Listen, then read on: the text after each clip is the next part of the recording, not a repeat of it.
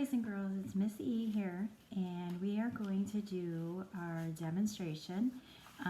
These were some of the Modigliani self-portraits that we did in class, and we're going to adapt these a little bit. These were done in chalks. Obviously, we don't have chalks at home, so we're going to color them a little bit differently, but I wanted you to see what the project looked like. These are some finished ones. We're going to be doing a little smaller scale because the paper that you guys have received is a 9x12 paper that looks kind of like this. So this is what we're going to be working on today. So you're just going to need a pencil and your white paper and me. So are you ready to work? Okay, so we need to fold this paper into 4 equal boxes. You probably can't tell on these, but this was actually folded in 4s, and the creases help us to get the proportions right. So the first thing you're going to do is you're going to take your paper and you are going to fold it in half and crease it, and then once you have that fold, you're going to take it again and you're going to fold it one more time. So then when you open it, you will have your 4 sections here.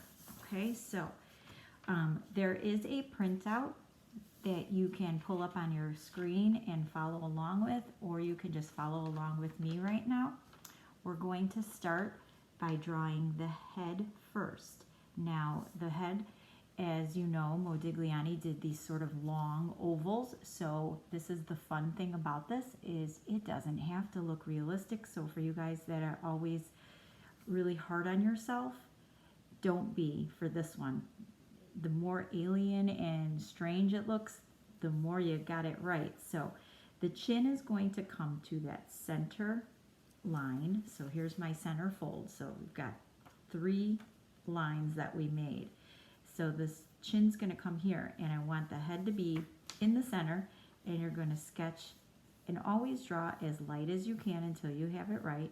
And I'm going to do this long oval. So it starts here on this fold, it goes past this fold and almost up to the top of the paper. Leave a little bit of space near the top for hair and whatever, if you want a hat or something.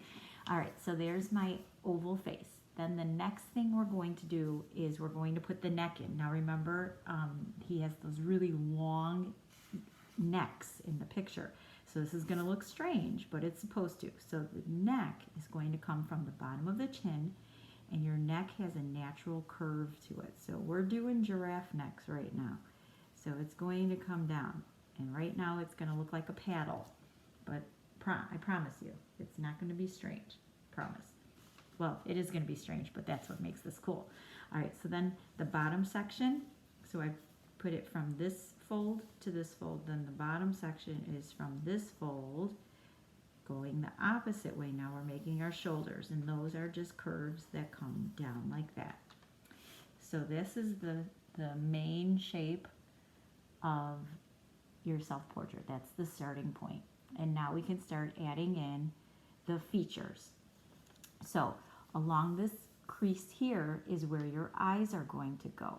So what I'm going to do is I'm going to kind of figure out where the center of it is, and then one eye is going to be here and one eye is going to be here. And what I did, if you can see that, there's the fold. I just did the sort of a rainbow line on here and on here.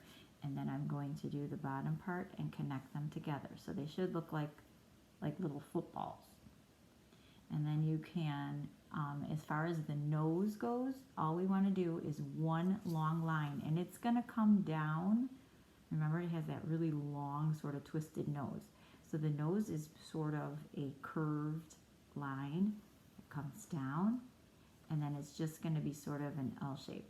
And it's okay if it looks a little strange. If you have more of a rounded nose and you don't want a pointy nose, you can do more of a curve on there. If you look back at some of these, this one has more of a pointy, and then this one was a little more rounded on there. So either way, and it can go on this side or that side, but don't draw both sides. You only want to draw one side of the nose. Don't worry about adding nostrils or anything. We're keeping it really, really, really simple. Then underneath that nose is the lips, and remember he had tiny little lips, so I'm drawing just one little line, and then bottom lip and top lip, and that's it. You can add ears if you have short hair, and you might see your ears. If you have longer hair, you might not see your ears at all. It might cover. So we're going to start adding in the details of hair, eyebrows, and things like that. So I'm going to do the eyebrows, and again, I'm just doing simple lines. I'm not doing like big, long, big rectangles or anything like that. Very simple, thin lines. The eyes I'm going to fill in. If you remember looking at some of his artwork, if you like the look of the mask where they kind of just colored him in, you can leave those eyes plain. And when you color them in, you can color them in plain white. You can leave them white. You can color them in black. I'm not a fan of the missing eyes, so I am actually putting the iris and the pupil in there. Then after that, we can start to figure out what kind of hair. And if you have short hair, you want to make sure that you do sort of a line, and then you might have sort of just a little bit of hair that way. I have long hair, and so I'm going to have it come up off the top of my head. I usually part it here, so I'm going to have this come across, and then I might show some of my ear because I kind of tuck it behind my ear a lot, and then I'm going to have that hair come down, and then on that side. And then you don't want to add too many lines, just sort of some directional lines to kind of show you where the hair is flowing, and then that's that. What else? If you want to add an earring or anything, details like that. Then from there, I'm just going to add the collar of my shirt. It could be a round collar, it could be a V-neck, it could have an actual collar on it. I'm just going to do sort of a shape like that. Don't worry about any other details on there. You don't have to do arms or anything like that. Once you have your pencil drawing, we are going to stop here. If you wanted to practice first on a practice paper and then work on your 9x12, I don't want you to go through, I think you got 10 sheets of white paper. I don't want you to use all 10 for this project because we will need them for future projects. So if you feel like you want to practice first, replay the video, practice with me on a scrap paper. It could even be lined paper, and then grab one of your 9x12 white papers, your drawing paper. You got it in your materials packages. We are not coloring, we're not outlining, we're not doing anything else. This is as far as I want you to go today. Make sure that you keep this somewhere safe, because next art class we're going to be outlining and we're going to start coloring.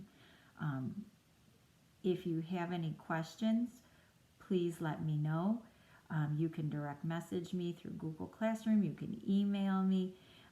There is an exit ticket that I would like you to fill out. If you have any comments you want to leave me in the exit ticket, I'll be sure to look through those, and I can see it there. But hopefully between this video and the instruction paper that's linked to our art classroom, hopefully this shouldn't be too difficult for you guys. I hope you enjoy it, have some fun, and I can't wait to see what you guys are drawing. Have a good week.